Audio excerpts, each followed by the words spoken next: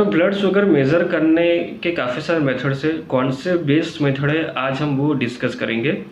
तो एक होता है फास्टिंग ब्लड शुगर, सेकंड होता है पीपी ब्लड शुगर, खाना खाने के 2 घंटे बाद का blood sugar, third HbA1c and fourth is average blood sugar. तो अभी फास्टिंग ब्लड शुगर में क्या होता है, आपने कुछ नहीं खाया तो मॉर्निंग में अपने खाली पेट आपका शुगर चेक होता है।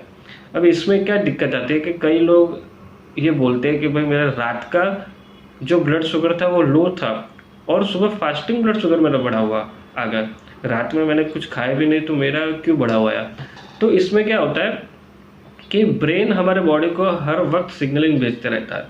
अगर रात में आपकी बॉडी को एनर्जी नहीं चाहिए तो ब्रेन को मालूम है, तो आपका शुगर धीरे धीरे कम हो जाता है रात में, और पीक टाइम पे आपका शुगर बहुत ही नीचे ड्रॉप होता है। फिर आप धीरे धीरे जगने वाले होते हो, बॉडी को मालूम है, तो जो ब्रेन है वो सिग्नल भेजता है बॉडी को, और जो भी हमारे बॉडी में स्टोर्ड जो शुगर होती है जो लीवर में होती है वो धीरे धीरे ब्लड में रिलीज होती है, क्योंकि हमें उठते ही कई सारे लोग कुछ ना कुछ काम करते हैं, तो इसके लिए बॉडी को एनर्जी चाहिए। तो जो स्टोर्ड शुगर है वो जो ब्लड में सिक्रेट होती है, तो इसकी वजह से भी आपका जो सुबह का फास्टिंग ब्लड शुगर है वो बढ़ा हुआ आएगा। तो ये अनसर्टेन है ये method.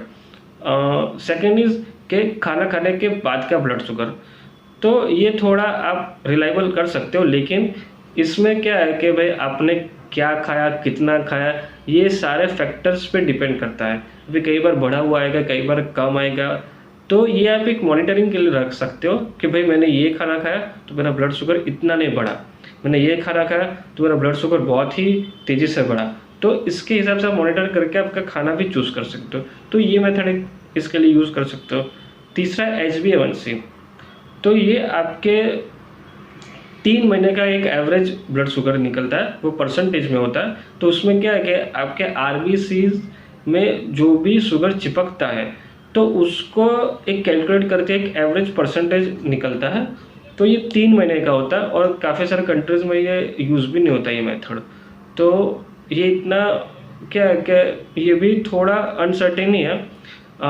And the average blood sugar, उसमें मॉर्निंग का और रात का दोनों का प्लस करके डिवाइडेड बाई 2, तो एक एवरेज ब्लड शुगर निकलता है। तो ये मेथड भी आप यूज़ कर सकते हो।